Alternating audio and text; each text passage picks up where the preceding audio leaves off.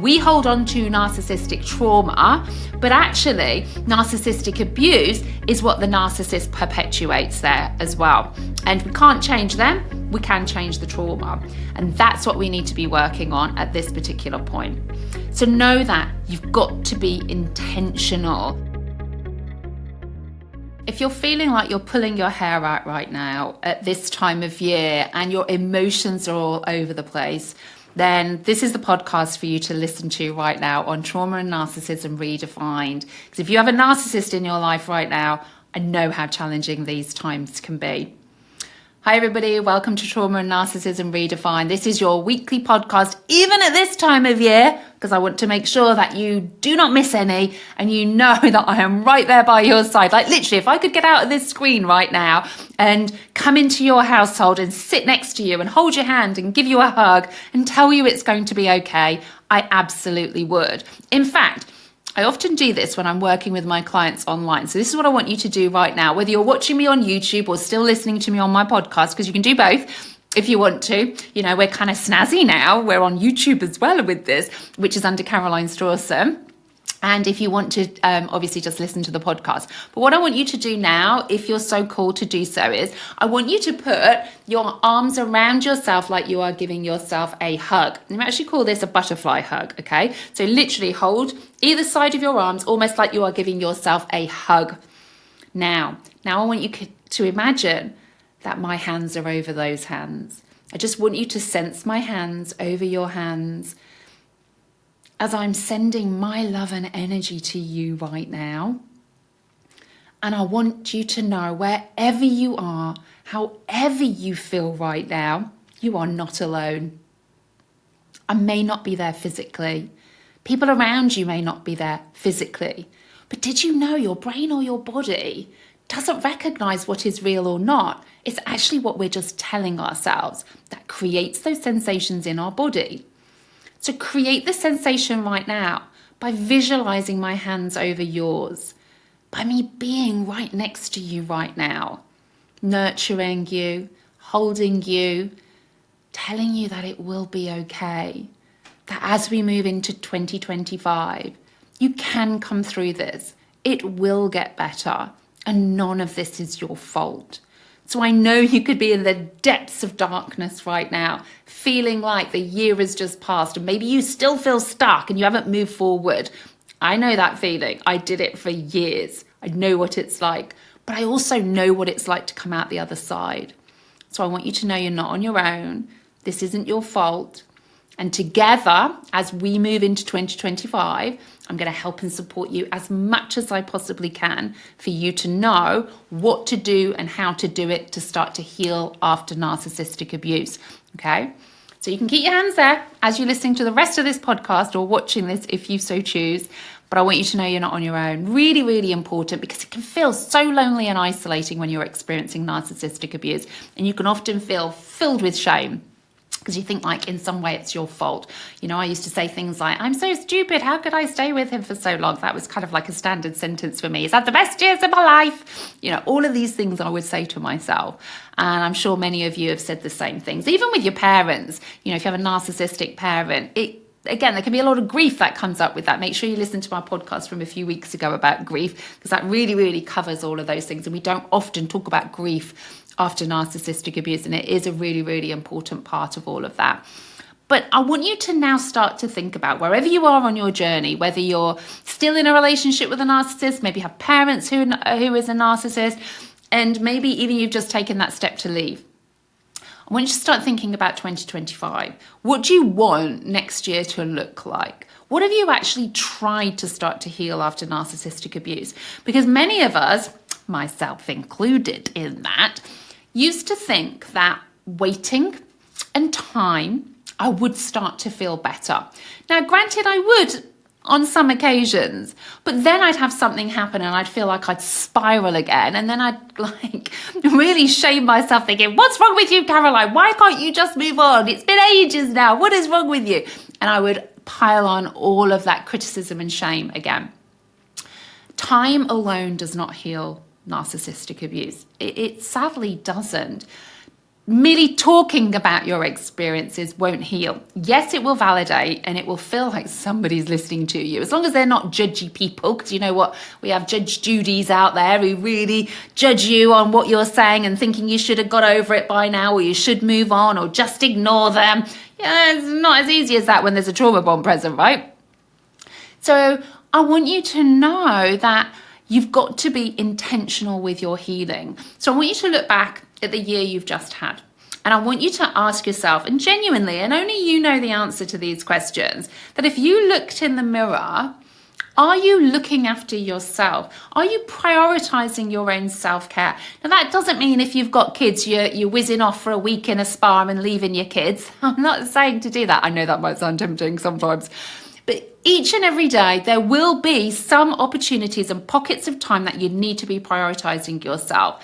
And don't do what I used to do. I used to hit rock bottom and then think, right, I need to look after myself. I need to do something. And then I'd have this flurry of doing loads to look after myself, feel a little bit better, and then stop looking after myself. And then I'd go back to hitting rock bottom. And so the cycle continues. This has to be all of the time, forevermore, because you deserve that. You deserve to look after yourself. And it is not selfish. It is a sense of priority for you to do that. You know, if you're on an aeroplane and those oxygen masks drop down, what do they say? Put your own on before anybody else's, including your children. Because remember, if you do have children, you are a role model. So if you are sacrificing yourself for everybody else, don't be surprised if your children do that too, because you're their biggest role model. So you have to prioritize yourself. And that doesn't mean you abandon everybody else, but it means you do prioritize yourself. So that's the first thing I want you to think about. What are you doing to prioritize your own self-care? And if you're not doing anything, what tiny steps even can you start to implement? What tangible things have you done to start your healing process? I love you listening to this podcast. You know, if you're a new listener, massive, massive welcome. You know, my speciality is working with the nervous system to truly heal after narcissistic abuse, not just think you're healing after narcissistic abuse. You know, you've got to feel to heal. We've got to work with that nervous system. We've got to have an embodied approach to trauma healing. And we know this now from looking at neuroscience and nervous system stuff. You know, you can't just simply talk your way out of healing. So if you've been going to counselling or talk therapy, yes, I know you will start to feel better insofar as someone is listening to you. But the moment you walk outside of that room and there is a trigger, you feel that emotional dysregulation because you're not actually processing and integrating any past traumas. You're just talking about them, feeling better because someone's hearing you. And this is all part of attachment wounds, but it isn't actually changing things in the body. We're not changing that survival response, the physiological response in the body about the narcissist. Because the narcissist isn't the one making you feel the way that you do.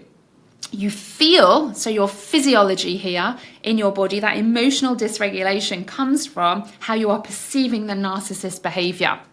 I'm not good enough, I'm unworthy, I'm unlovable. That's why we have that emotional dysregulation, because it's taking us back to a childhood wound where we maybe felt like that. And as human beings, we're built for survival and to move away from pain. So that pain that we would have felt often in our childhood, every cell of our body is trying to not feel and diminish that sense of pain. But the narcissist is like ripping the scab off all of that. So it's not about changing the narcissist. That's why I talk a lot about narcissistic abuse and narcissistic trauma. We hold on to narcissistic trauma, but actually narcissistic abuse is what the narcissist perpetuates there as well. And we can't change them. We can change the trauma.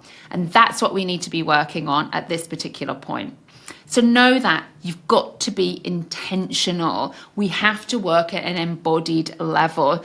Now, stay tuned on my next podcast next week because I'm going to be sharing a link with you. And that link is in the first, I think I'm going to do it on Sunday, the 12th of January. I'm going to host a narcissistic abuse healing workshop.